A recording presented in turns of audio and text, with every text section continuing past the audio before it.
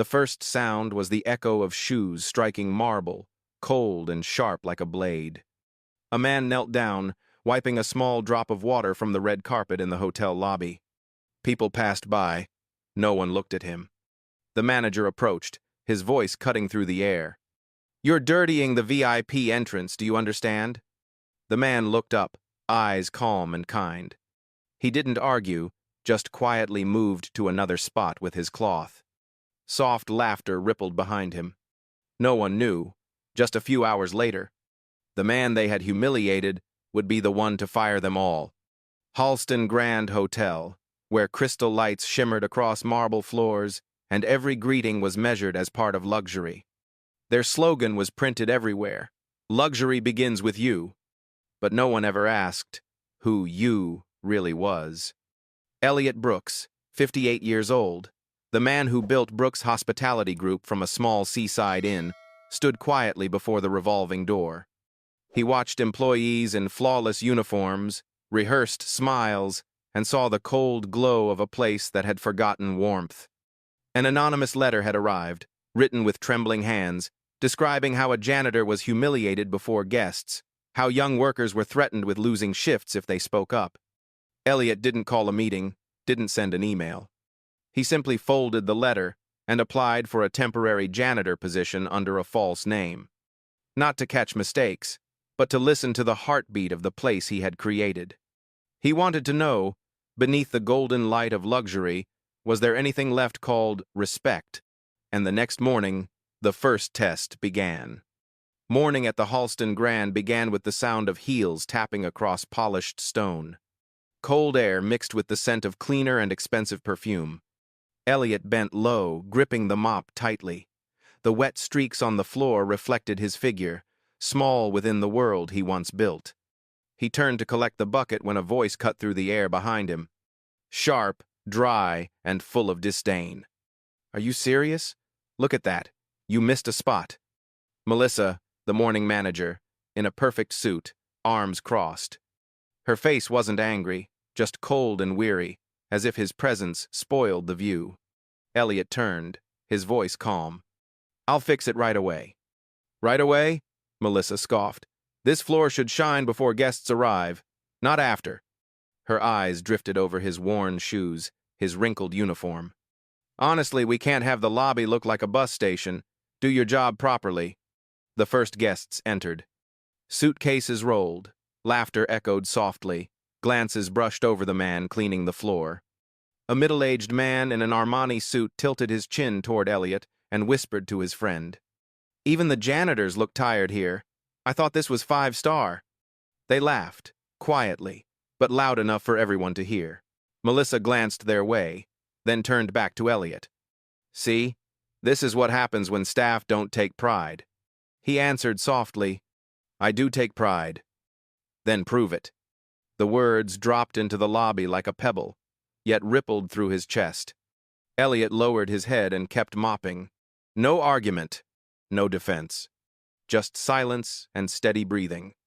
Across the hall, Tyler, a young staffer at the front desk, pulled out his phone. "Smile for the camera, old man." He filmed, grinning at his coworker. "Who does he think he is? The owner or something?" The words hung in the air, fading into the background music. Elliot heard every syllable.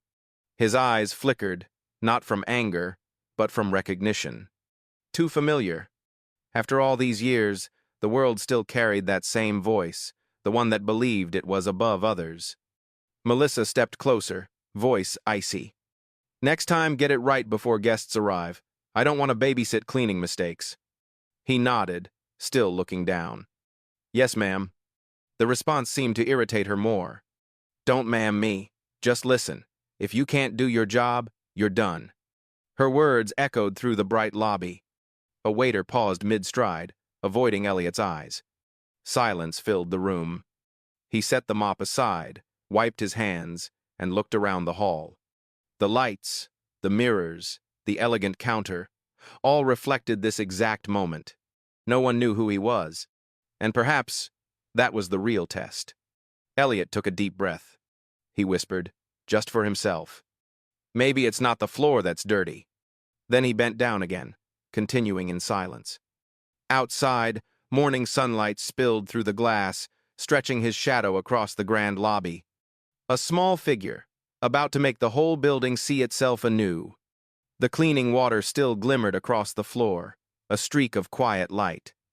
Elliot paused, leaning lightly on the handle, and memory returned like the scent of damp wood from a distant morning. He was 17 the first time he held a mop. Back then, the hotel was just an old building with 10 rooms and a peeling wooden sign. A thin boy with messy hair, working all day just to help his father pay the rent. The manager's name was Grayson.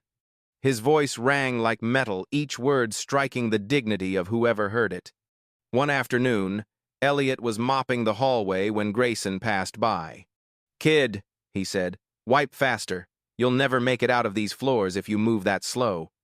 Elliot kept his head down, saying nothing. An hour later, he forgot a rag in the supply closet. Grayson was waiting at the door. "See, that's the problem with you people.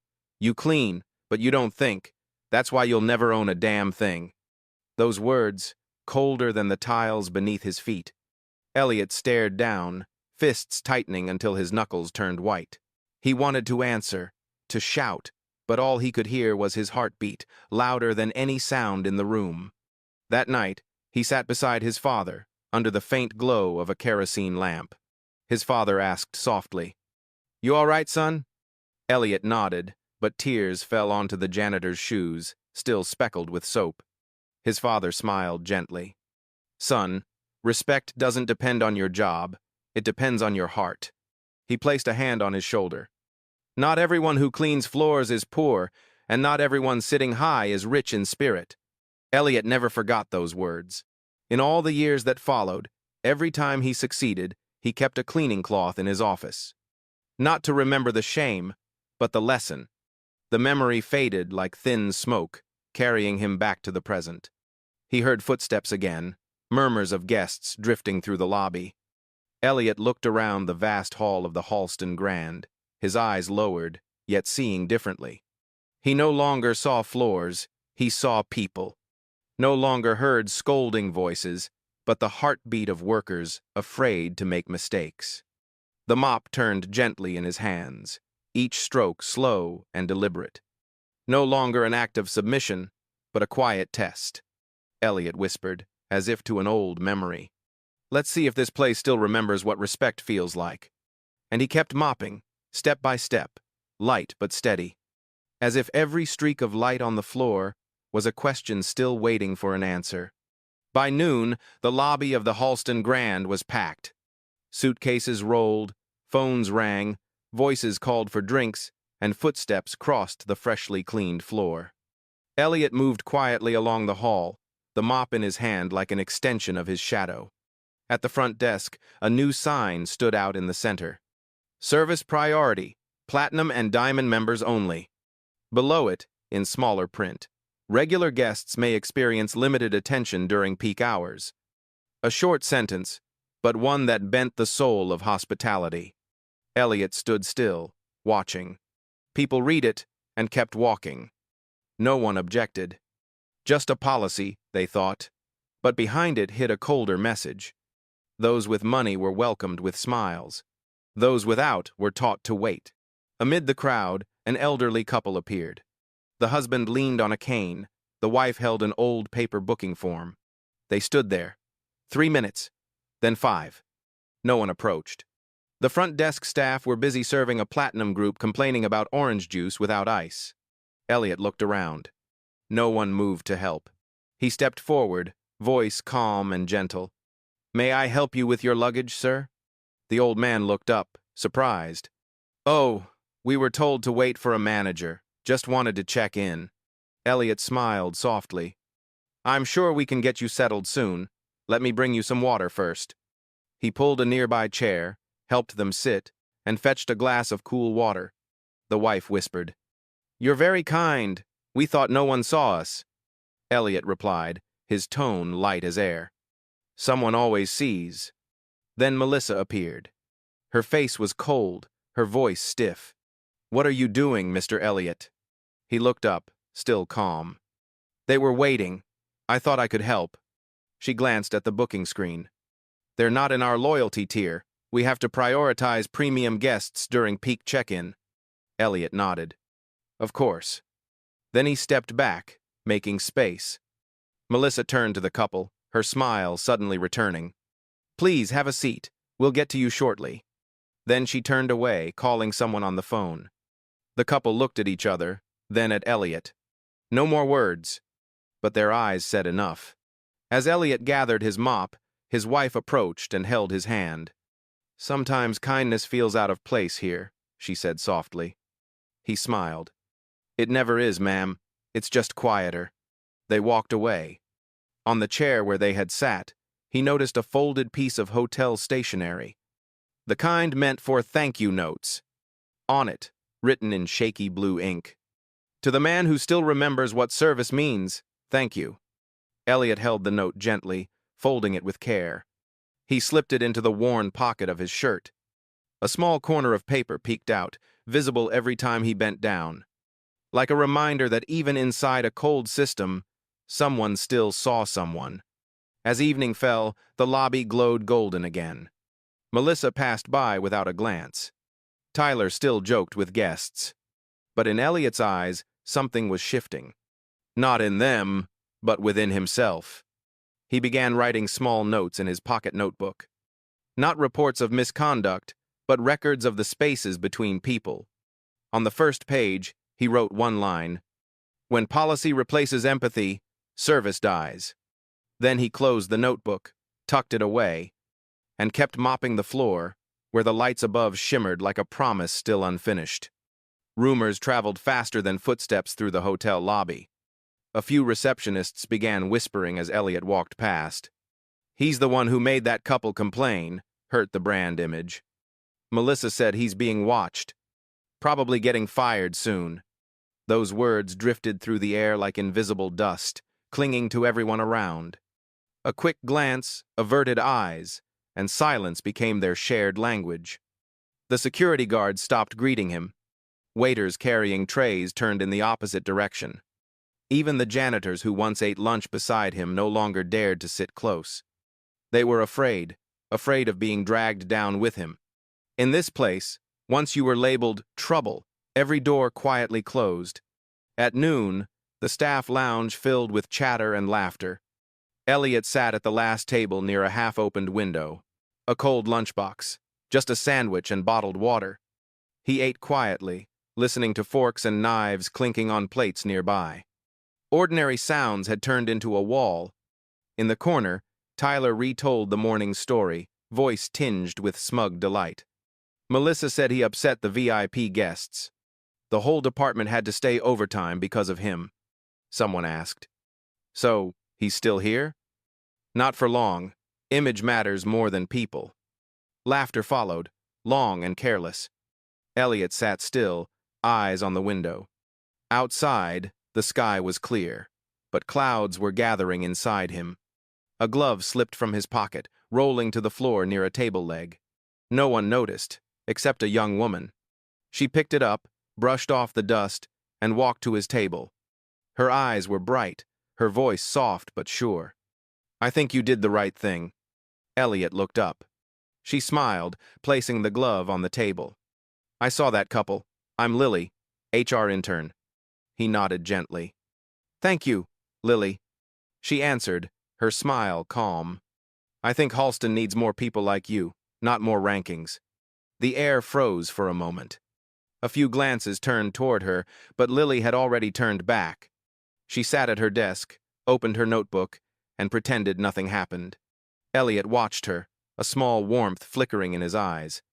It had been a long time since he'd seen someone unafraid to stand for what was right. He picked up the glove, slipped it on, and finished the last bite of his sandwich. When the bell rang for shift change, chairs scraped across the floor. Elliot was the last to leave. At the door, he paused, looking toward Lily's table. A small note lay there, written quickly in black ink. "Don't let them change who you are." He folded the note and tucked it beside the thank you letter from the elderly couple. Two thin pieces of paper, yet heavier than anything he'd carried. In the hallway, Melissa's voice crackled through the radio. Evening shift, check the 5th floor area. And if anyone sees that janitor, keep your distance. No talking while on duty. Elliot kept walking, never looking back. He knew, when fear spreads, no one needs orders to stay silent. People separate themselves from kindness and call it professionalism. But within that wall, a small crack had formed. A young woman, a handwritten note, a quiet act.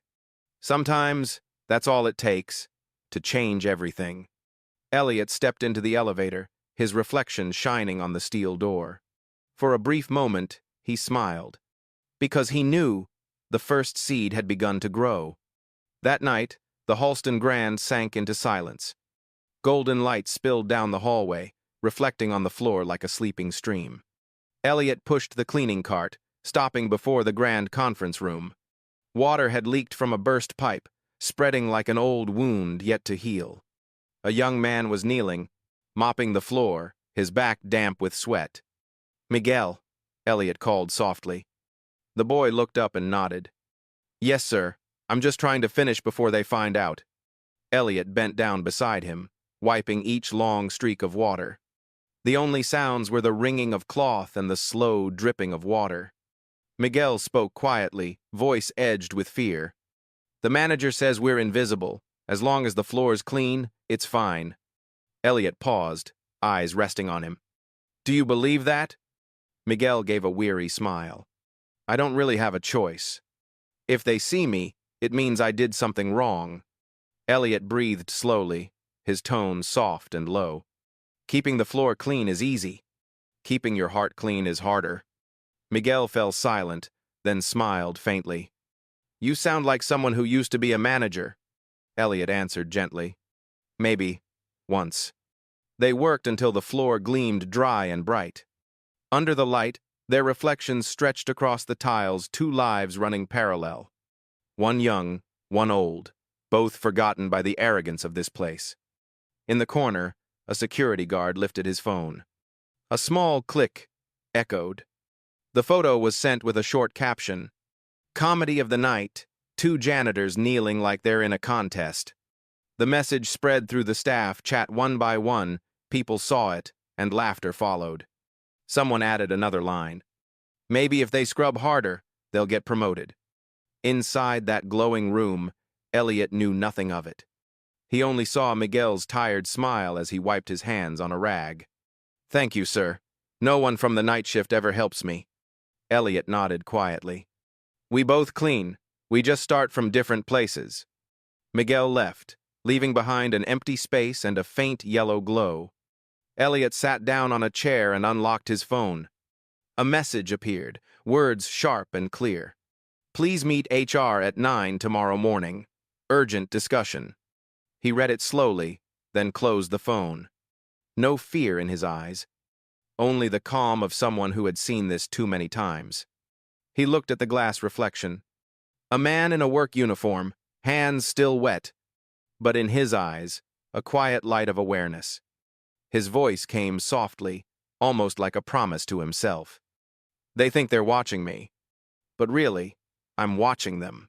He stood, turned off the light. His shadow stretched across the spotless floor like a mirror.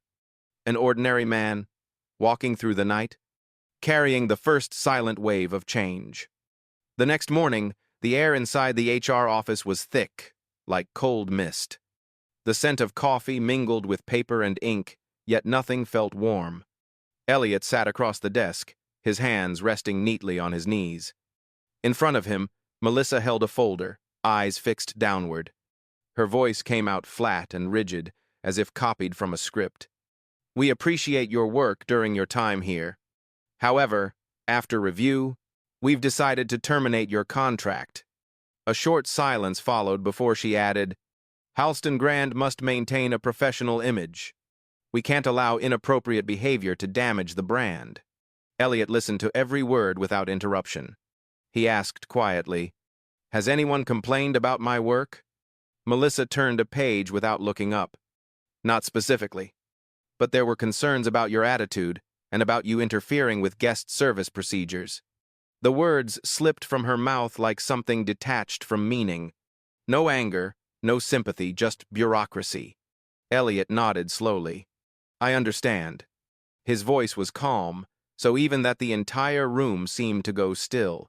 Melissa looked up for a brief moment, as if afraid of his eyes, then looked down again. You can collect your final paycheck and leave the work area today. He stood, pushed the chair back gently. Thank you for being honest. Then he bowed his head slightly and said, no more. When Elliot stepped out of the office, the hallway felt longer than usual. A few employees glanced his way, then quickly turned aside. Tyler stood by the vending machine, a grin tugging at his mouth. Just a janitor, he muttered, loud enough for someone nearby to hear. A small laugh answered him sharp and cold. Elliot didn't stop. He walked past them, shoulders straight, eyes fixed on the end of the hall. At the corner, Lily appeared, arms full of files. She saw him and froze. Mr. Elliot, she whispered. He turned, a faint smile crossing his face. Yes, Lily. She hurried closer, her voice trembling. They shouldn't be allowed to do this. I tried to tell them. Before she could finish, a supervisor caught her by the arm. Lily, you're late for the meeting. She turned back, her eyes wet. I'm sorry. Elliot shook his head gently. Don't apologize. Just don't forget.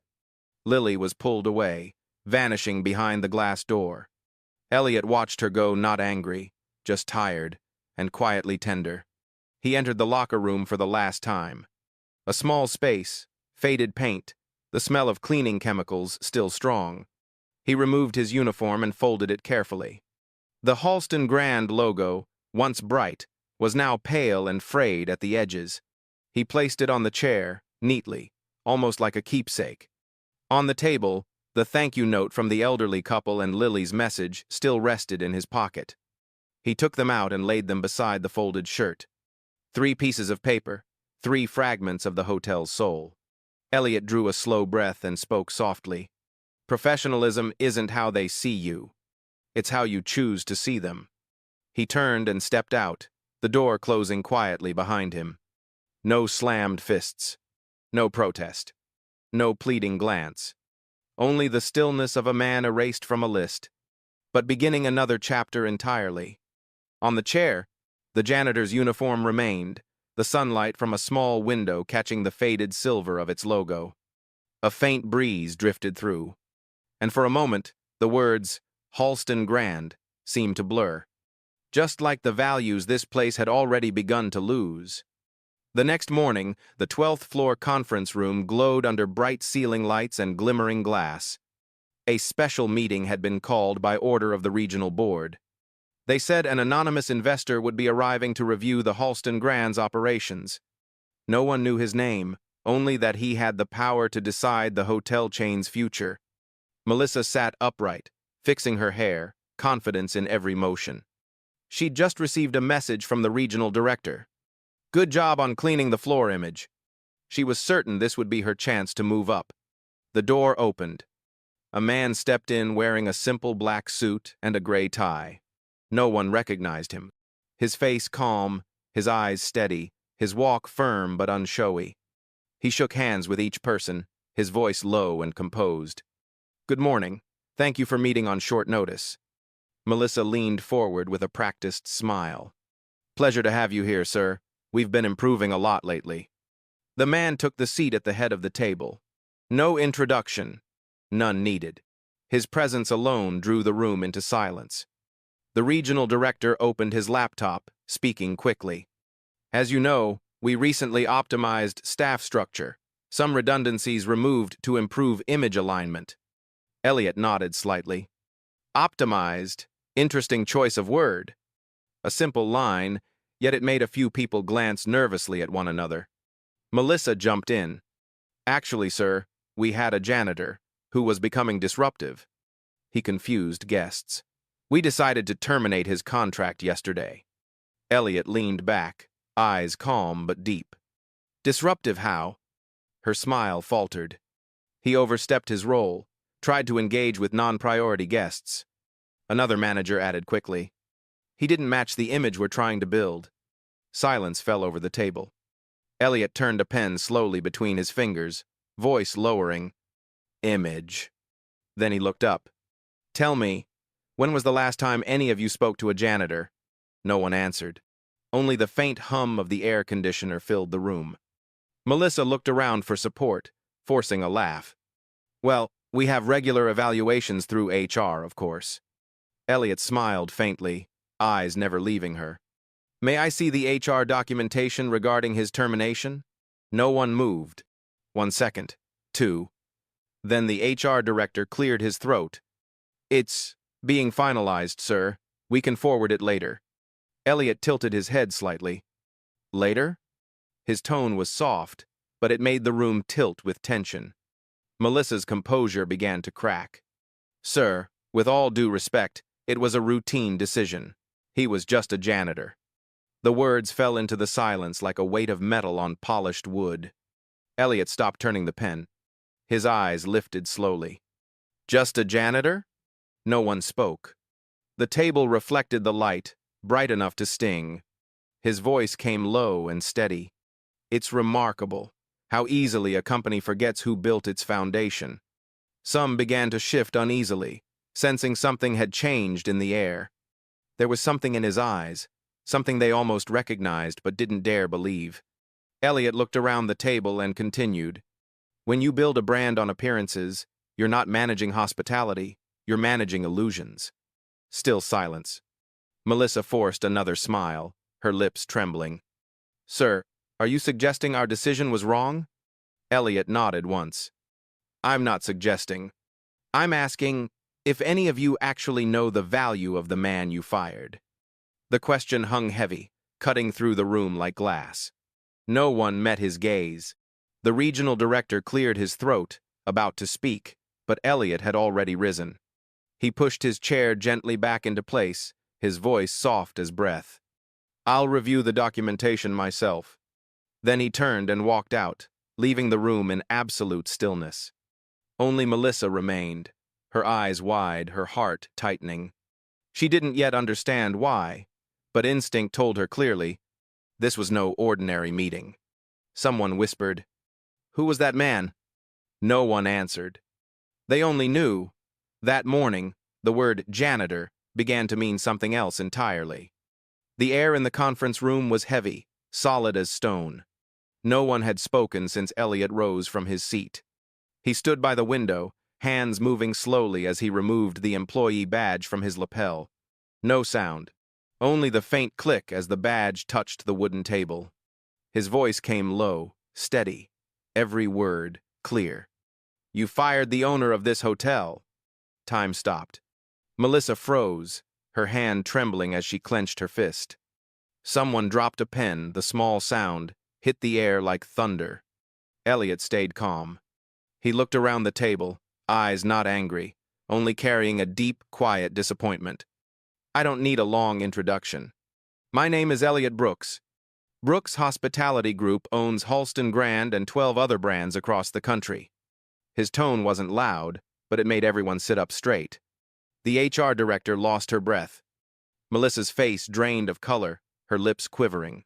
She tried to smile, but it broke halfway. Sir, I didn't know. Elliot interrupted softly. I know.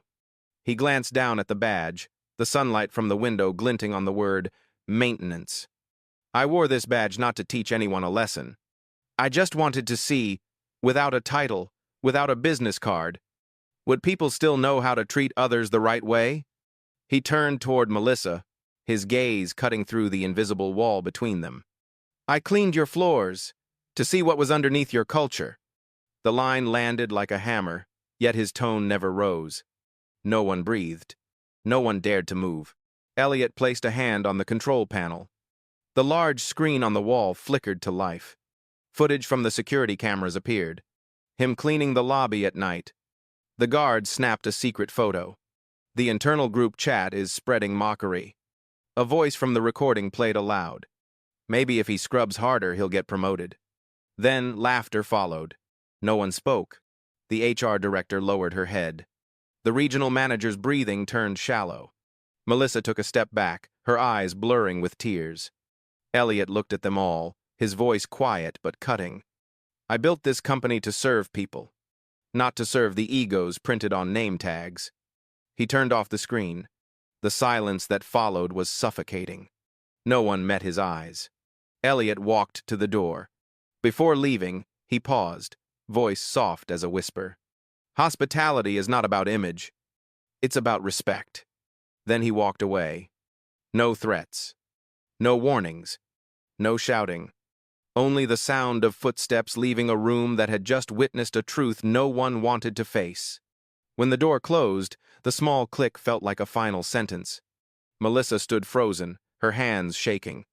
The HR director sank into her chair. The regional manager stared at the badge on the table. The word maintenance glinting in the light like a mirror. In that mirror, they no longer saw the billionaire, only themselves. People who had forgotten what respect truly meant. Meanwhile, Elliot walked down the long hallway. The glass walls reflected his calm, upright figure. There was nothing left to say. His silence had become the heaviest judgment they would ever receive. The morning sky was pale, like glass fogged with breath. In a small corner of the staff dormitory, Lily sat before her phone, her hands trembling slightly. On the screen was a clip barely 2 minutes long, showing Elliot walking out of the HR office. No shouting. No argument. Only a quiet line, sharp as a blade. "Professionalism isn't how they see you, it's how you see others." She hesitated for a few seconds, then typed a short caption. "This is how we treat people now?" And she pressed the post. Within hours, the video spread like fire meeting wind. Views climbed hundreds of thousands, then millions. The hotel's PR department was overwhelmed. Messages, emails, calls, all flooding in. Every question is the same. Who is that man? By noon, the video had reached the top of the national trending list. A pinned comment sat above all others. "He never shouted, but he changed everything." Thousands of likes followed, with short, honest replies. This is leadership. This is class. Respect isn't a costume. Meanwhile, the employees who once laughed fell silent. Tyler stared at his phone, color draining from his face. On the screen, the Halston Grand logo glowed beneath a breaking headline. "Janitor fired for unprofessional conduct turns out to be the founder." Melissa couldn't look away from the TV in her office. The anchor's voice was calm, but carried weight. This story is forcing the service industry to ask itself a question. Are we serving people, or just serving our own image? Elliot sat alone in his office at headquarters. Light from the window fell across his desk, illuminating his phone. Each comment pulsed like a heartbeat from the world outside. He read them slowly, one by one. He never shouted. He taught without words. He cleaned the floors, but he cleaned something bigger. Elliot set the phone down, his gaze distant. Not the look of a man who'd won, but of someone who had witnessed truth take shape. Outside, the news swarmed. Major networks replayed the moment he removed his badge. The frame froze on his words. "I cleaned your floors to see what's under your culture." A journalist spoke during a live broadcast.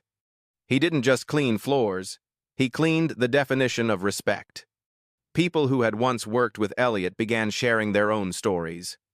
They spoke of the founder who always arrived before everyone else.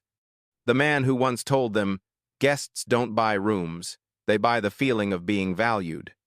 From social media to evening news, from cafes to boardrooms, the name Elliot Brooks echoed everywhere, an unexpected symbol. No one could believe that the man they called the old janitor was the very one who owned the empire. Lily sat quietly, staring at her phone. The view count had passed 10 million. The latest comment made her eyes fill with tears. She's the one who showed the world what respect looks like. She didn't reply.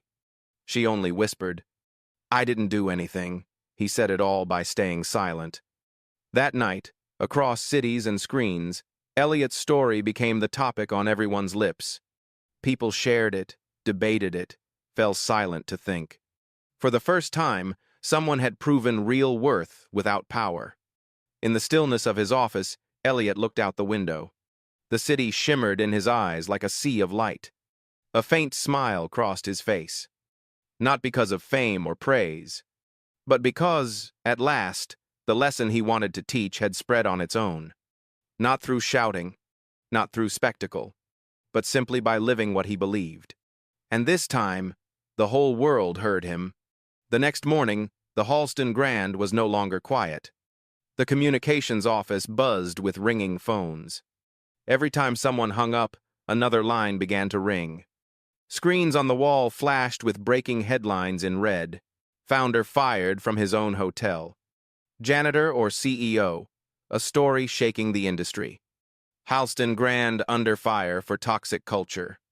The communications director clutched his head, his voice hoarse. The press wants a statement within an hour. The HR manager's hands trembled as she flipped through folders.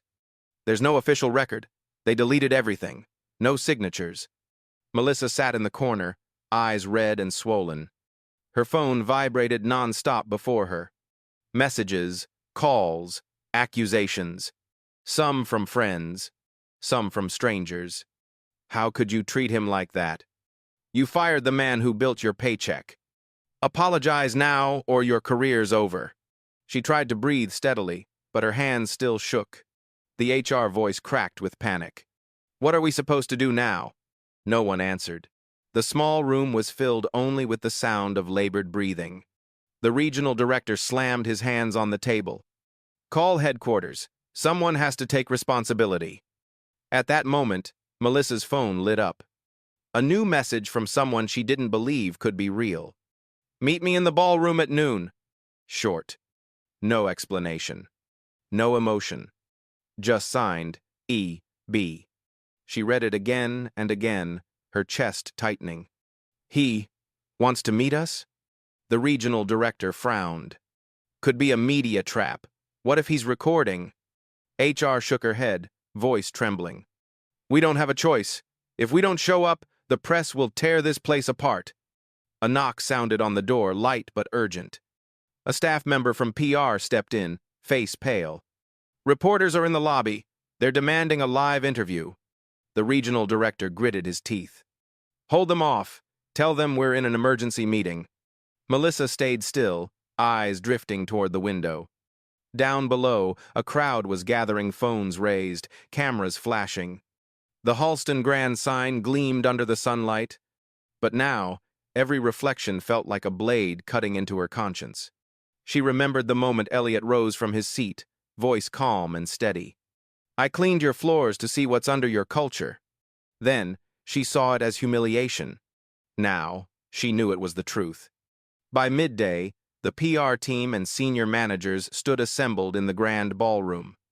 The air was heavy, stretched tight as a string about to snap. No one spoke. They only glanced at the clock, waiting for the man they'd tried to forget. Melissa stood among the rows of chairs, hands clasped tightly. Inside her fear, and something else, regret.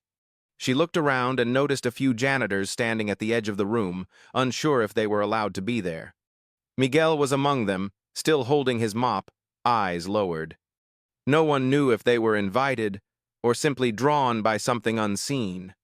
Exactly noon. The doors opened. A soft echo rolled through the hall. Measured footsteps. Slow, steady, certain. Elliot walked in black suit, calm face. No entourage. No cameras. Just one man stepping into a room that had once treated him as invisible. No words were spoken. No greetings offered. Only one silent question trembled in every heart. Why had he come? Elliot stopped in the center of the ballroom, the light falling across his face. That gaze alone made everyone hold their breath. Then he spoke slowly, each word striking like a hammer against their chests. Let's begin. 2 simple words, and the entire room seemed to fall into a void. No one knew what begin meant. A meeting? A reckoning? Or a final chance? Melissa swallowed hard, whispering under her breath. Will he forgive us? No one answered. Only the clock on the wall kept ticking. Counting the seconds until noon, silence turned into a storm. The air inside the ballroom was thick, as if the entire room had forgotten to breathe. Dozens of employees stood around the long table. No one dared to look at each other. The sound of Elliot's footsteps echoed softly, each step tightening the air around their chests.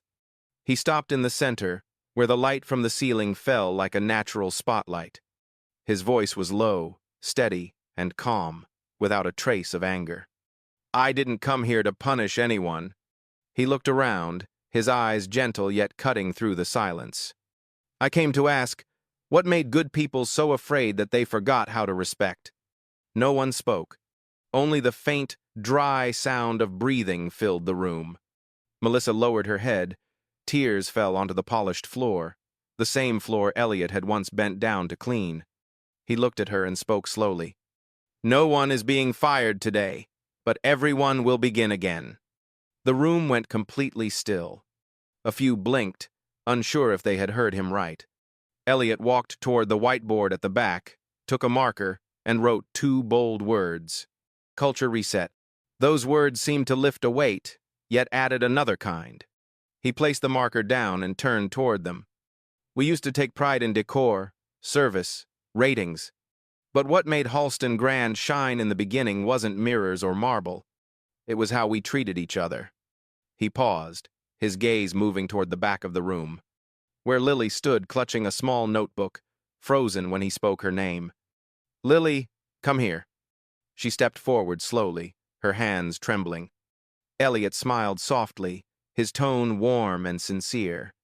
"From today, you'll coordinate a new program across the hotel group." He pointed to the words on the board. "Respect by default." A small ripple of surprise moved through the room. Lily froze. I'm not qualified for that position."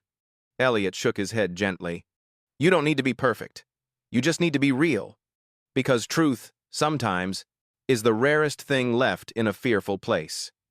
Lily's eyes filled with tears, her voice trembling. "I just thought, if no one speaks up, then no one will be respected anymore." Elliot nodded. "And because you did speak up, everyone here now has a chance to stand again." Melissa stepped forward, her fists tightening at her sides. Her voice cracked, fragile in the silence. "Sir, I'm sorry. Not because I lost my job, but because I forgot who I used to be." Elliot looked at her for a long moment, his expression gentle as the last light of day. "You don't need to apologize to me. Start by respecting yourself and the person beside you." The words unlocked something that had been buried too long. One employee wiped away tears.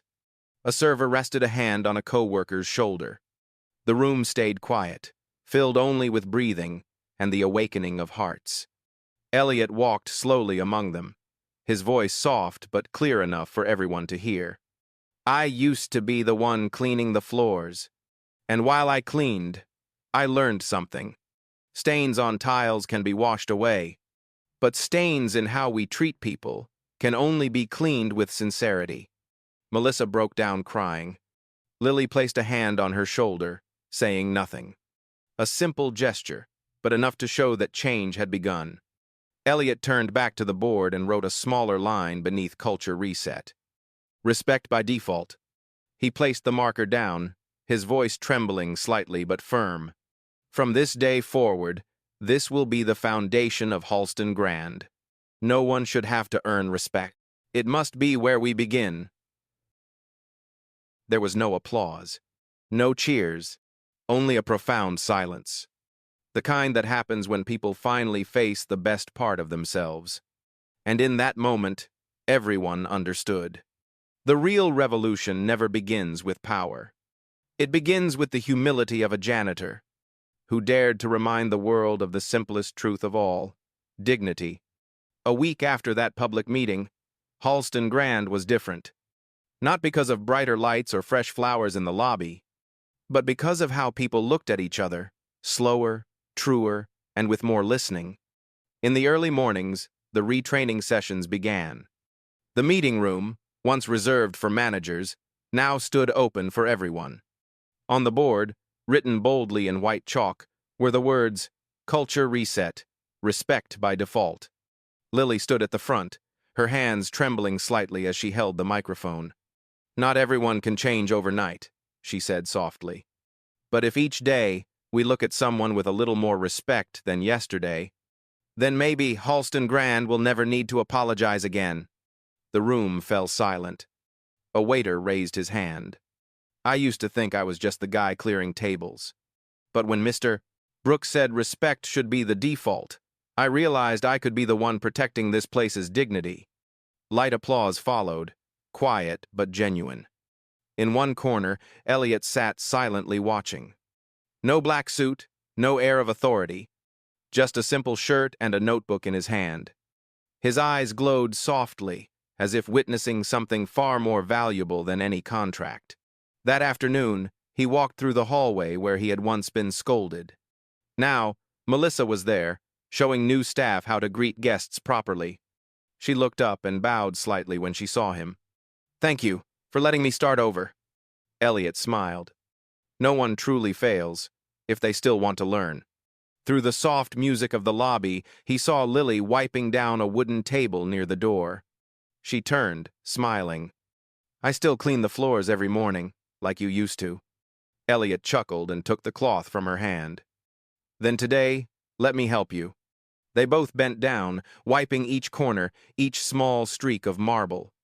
No words were needed, only small smiles and quiet laughter. Guests passed by and paused to watch. Some took photos. One picture spread quickly online, with a short caption, "The founder and the intern are cleaning the floor together." It became the symbol of the hotel's renewal. Outside, workers replaced the main sign. Under the afternoon sun, golden letters appeared one by one. "Luxury means treating everyone like they matter." Elliot stood beneath it, looking up at the words as if reading a prayer. No longer a marketing slogan, but a vow to live by. In the months that followed, Halston Grand launched new human-centered training programs for the hospitality industry. They invited former employees, students, even those who had once quit because they felt unseen. Each shared their story. Each story became a small mirror reflecting the hotel's past. Melissa led the new training division, rebuilding trust with patience and grace. Miguel was promoted to head of housekeeping. When told the news, he simply said, "I used to think this job was just about cleaning. Now I know it's how we help people feel seen." Elliot heard that line later in his office and fell quiet.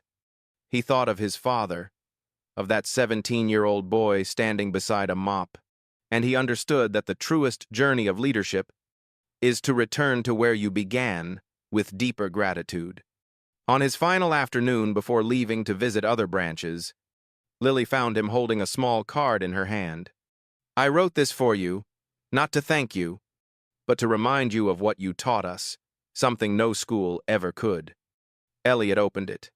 Inside, one handwritten line read, "True luxury is respect."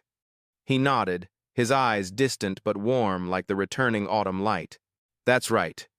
And maybe the rarest luxury of all is when people still know how to bow their heads with humanity."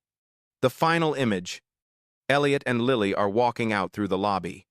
Sunlight washed over the new sign above. Golden letters reflected in their eyes. A quiet reminder that culture is never something written on walls. It lives in how we treat the person beside us. A month after Halston Grand hung its new sign, the story had grown beyond a single hotel. It had become a wave.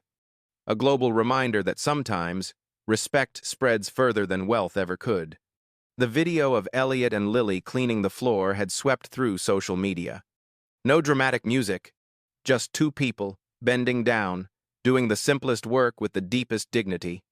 Beneath the video were millions of comments from across the world. One said, "I'm a cleaner in Dubai, and for the first time, I feel seen."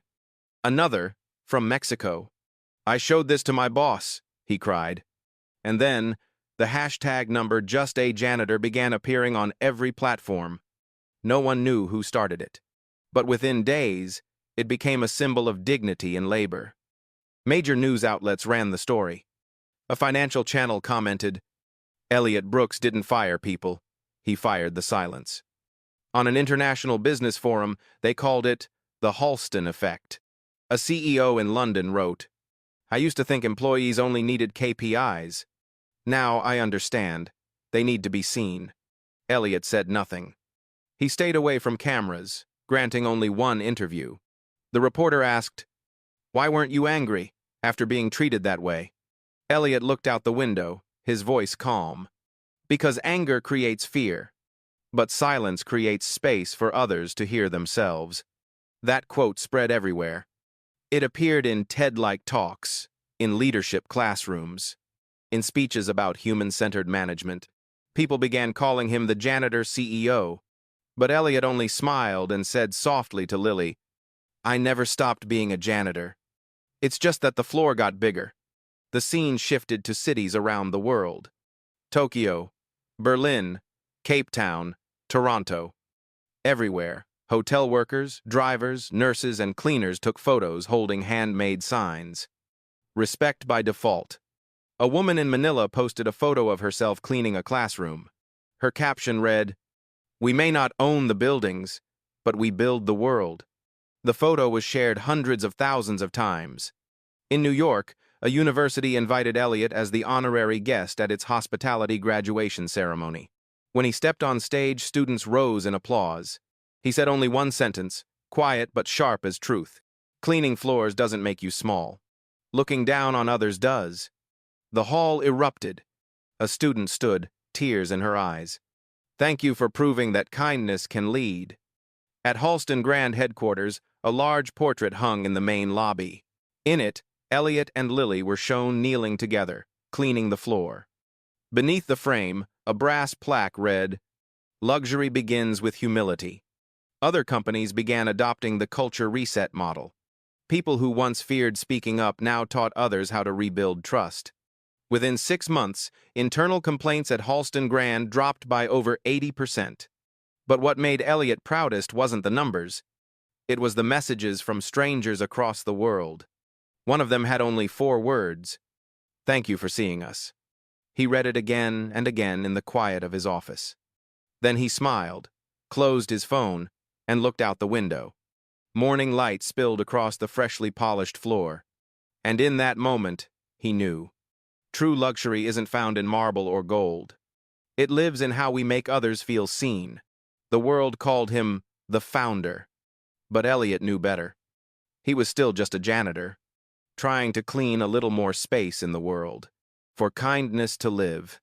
On Monday morning, every employee at Halston Grand received an email with a simple subject line.